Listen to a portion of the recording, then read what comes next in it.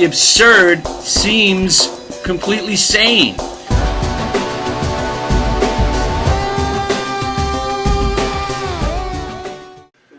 Alright, what's up? I was going to make a video later on tonight after partaking in some festivities, but I just saw the NASDAQ futures drop 65 points in 3 seconds. So I'm going to show you the video I made this afternoon because I never released it. So again, yeah. What's going on, y'all? So, it was such a boring day, I decided to get back into my DVR, finish up some of the followings that I haven't watched, and Better Call Saul, and finish the last of The Walking Dead. I don't know, something about that episode left me displeased. I don't know why. Maybe I needed some sort of closure, but I guess we got some. I don't know. Maybe I just don't want to see it go. Maybe it's the fact that I finally got a show I could watch with my wife. She watches all those awful shows like Good Wife, Grey's Anatomy,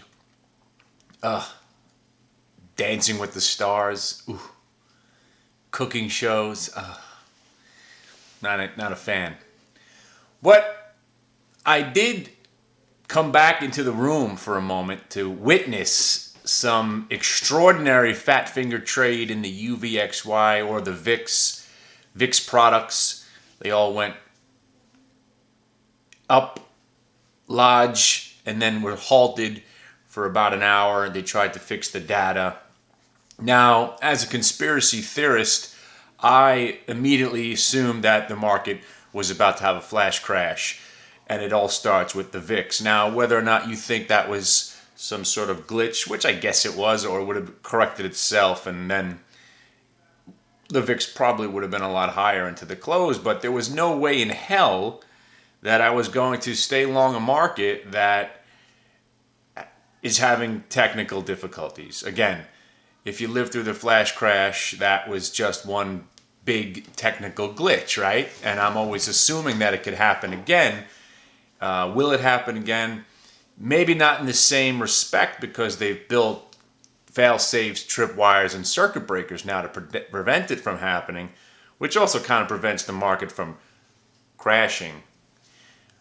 The classic definition of a crash, am I right or am I wrong here? Classic definition of a crash would be in a one-day event, or does it have to be one day, or can it be over a series of days? I don't know, but I think the days of this market going down with any ferocity, I think the worst of it we saw during the Ebola collapse. It was still pretty controlled, but there was some huge amounts of selling. So, long story short, anything that I own right now, there's a worst case scenario. I own Alcoa options, so the worst it can do is go to zero. So it's not a big deal. I bought the UVXY as soon as this thing came out of halt. So far so good. We spiked into the close. I am no longer in a large position of QQQ, down to a minuscule amount. And I also wrote calls against the Qs. I don't know. I bought LinkedIn put, and I shorted LinkedIn. It looks like the stock could head down a little bit more, even though we missed 25 points off the top. Got short at 250, 150, and I bought one put for April. I think I spent like $5 on it. The 250 put. Assuming that this thing could easily fall down into this gap area, maybe get down to 235, which would be awesome. Now, if the market goes down, probably going to take LinkedIn with it. And we've seen this. We've seen the rally and met with the sell-off the next day. To me, very discouraging. But again, that's the environment that we're in. If we sell off tomorrow, chances are we'll rally on Thursday. And then in comes the Nothing happened over the holiday weekend, gap and go. So since 9/11, the market is nervous going into holiday weekends, hoping nothing happens. And then there's a relief rally, and I still think it holds true. If you look back over the last 10, 12 years since the event, what year is this? We have the post non-terror holiday weekend gap and go. Usually we gap up and we just rally all through the way. So we have Passover and Good Friday and Easter all rolled up into the next 3 or 4 days. So hopefully Monday we come in and everything's super duper. Now, as far as I'm concerned, I'm taking a break. It's a great time to be taking a break. Whatever happens with Alcoa, I'm going to lose $1,100. That's it. That's the worst that can happen. If the numbers are good, maybe I'll make $500, which would be nice, 50% on my $1,100 at risk. And that's that. LinkedIn just got 300 shares short. I got one put. And the UVXY. So that's my positions right now. We did 3 trades today. You know what they were. They were reversals. Tesla going negative, BlackBerry going green, and I don't even remember what that symbol was. Hang on a second.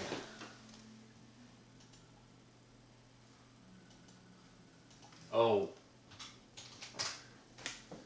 WLL. I don't even remember sometimes what I trade.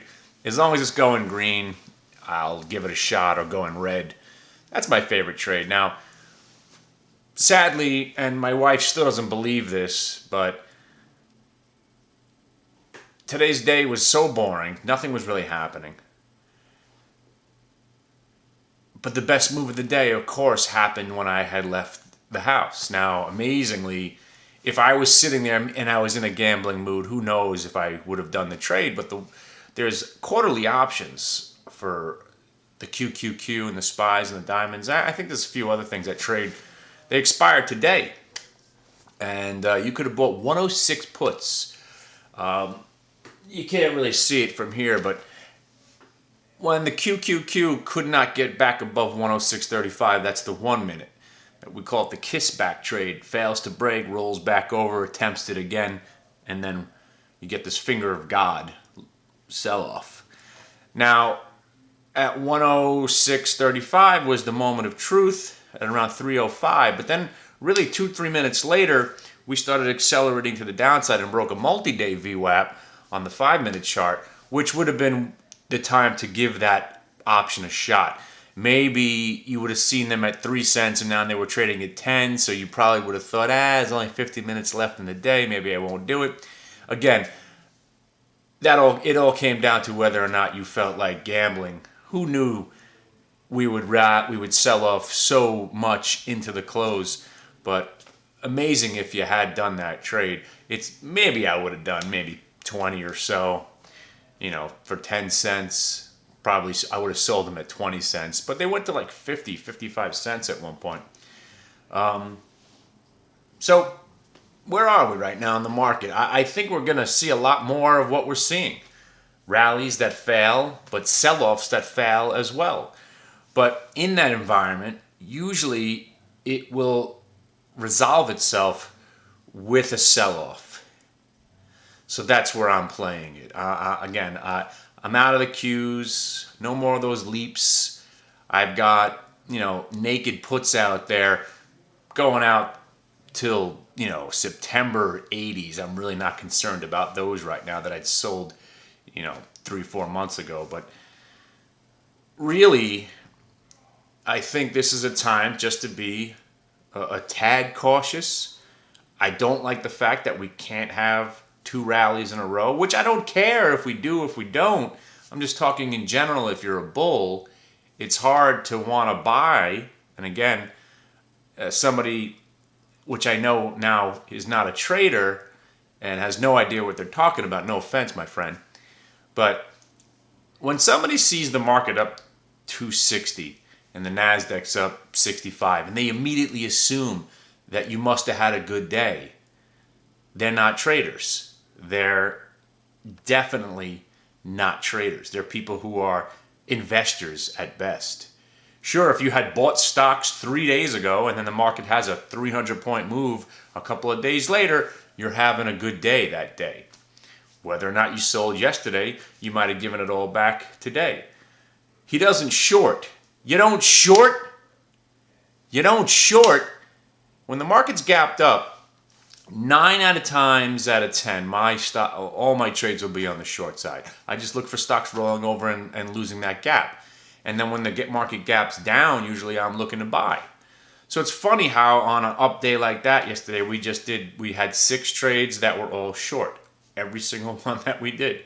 And today, I think it was, WLL and BlackBerry were long and Tesla was a short. That was about it. I don't know. What can we talk about? I'm just going to cut it off right here, and I just talk about the NCAA tournament. Why don't we? The reason I bring this up, and I think I might have mentioned this in a video, is gambling on sports and trading is the same exact thing. Sure, you're taking a more educated guess in the stock market, and you can learn about the companies and what they do, and you feel comfortable about what you know about the company, maybe to predict what they're going to report, and you feel comfortable owning the stock. Does it really matter? No. Technical analysis, it's a self-fulfilling prophecy. If this line breaks this usually happens. Does it always work? No. Obviously, sports gambling, you learn about your teams, matchups. What I've learned, but it also, most importantly, my point is it comes down to money management. For instance, if you're trading 200 share lots and you're making money on it, 200 share lots, 200 share lots, 200 lots, you should not decide on a whim to go with 3,000 shares on a trade, breaking from your pattern of risk management just because you think that this next trade is going to be the one. There you get that one trade that goes wrong. You've just done one trade wrong and wiped out 9 that are good. So goes my gambling on the NCAA tournament.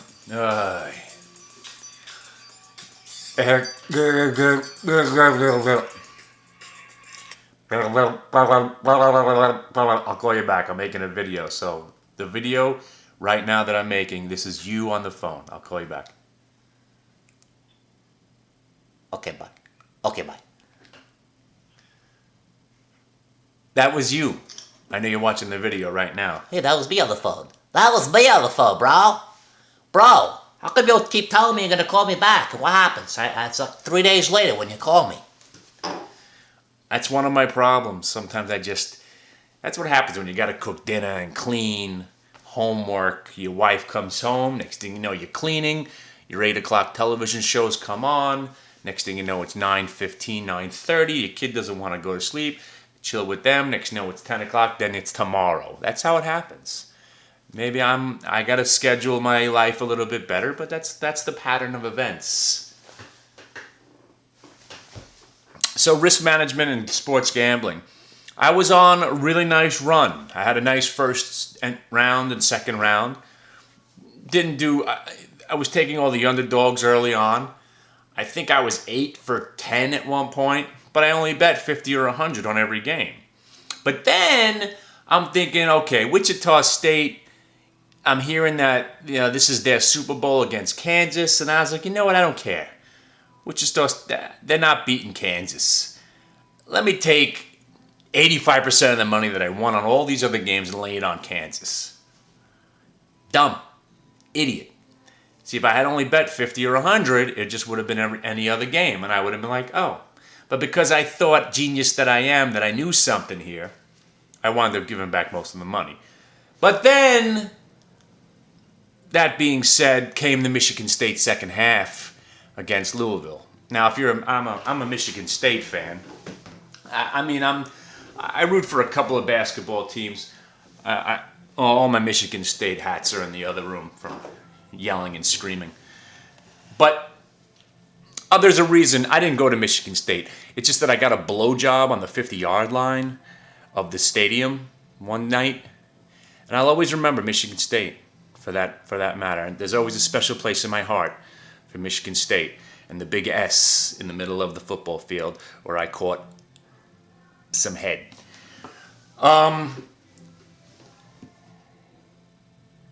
So there I was thinking, all right, maybe I should take Michigan State in the second half, -3. They were down by 5 or 8 at halftime. I was like, they're going to make a go at it in the second half. This is Michigan State. They never die.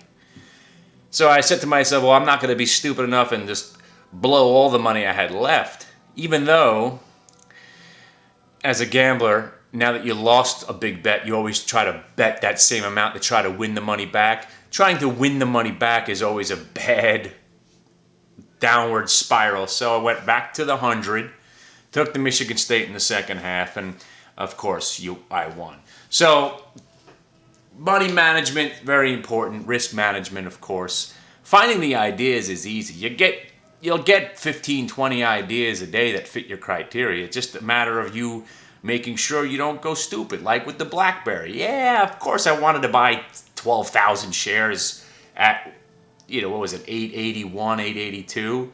But I didn't, because I didn't want to make a 5-cent loss into a $500 loss if it didn't go my way. So I just stuck with my measly lot. I think I bought 300. I got up to I think I had 900 shares at one point. I made a dime. Hey, I'll take the money.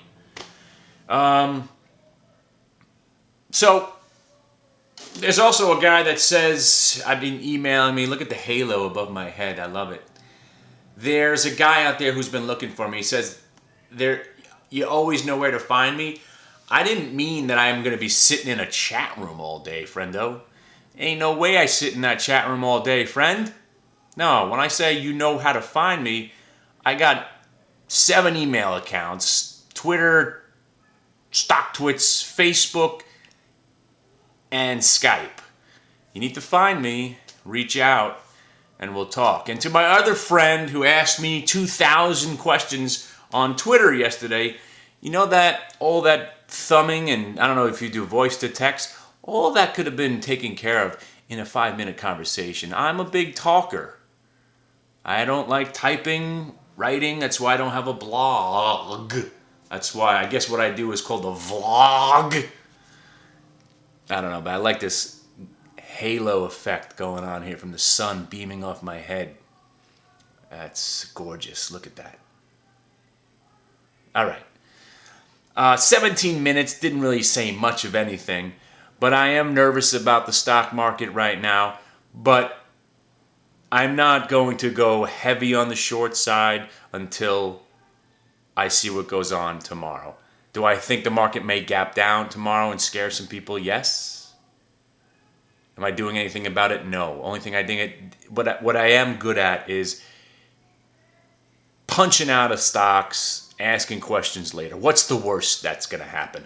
I'll have to buy the Qs 20 cents higher from where I sold them or whatnot. Doesn't really matter. So better safe than sorry. So right now, if you're following at home, I own the UVXY. Again, glutton for punishment. Right here. Bought it yesterday, but, at the close we had that little pop. But majority of it, let's call it 1440, 1450. Sorry. Yeah. My price average is around 1465 right now. So if you're following at home, it's the UVXY at 1465. And I haven't sold it. I have some from, remember a couple of weeks ago, we bought the UVXY and it tanked. So yesterday we dollar cost averaged and we added some to it today. So cost average is around 1465 right now. LinkedIn, the April, 250 puts. Got one. I think it was $5. I don't have my other screen open. And I'm short the stock, 300 shares at 251.50. LinkedIn. Stop price is 244. 254.20. Risking a 3 and change. What else? Alcoa 13.5 puts, which are probably going to expire worthless. unless their numbers are extraordinary come April 8th. And that's it. Most of anything that's going to happen, we'll be doing it tomorrow. And if you want to join the room, we've taken down the free pass. But if you ask nicely, I'll give you a new password and get you in. All right? Have a nice night. Remember, none of this really matters. It's your health and your family and your friends that count. Go call someone you haven't spoke to in a long time and tell them that you've been thinking of them. When they ask you, hey, what's up? Why are you calling? I was just thinking about you, buddy.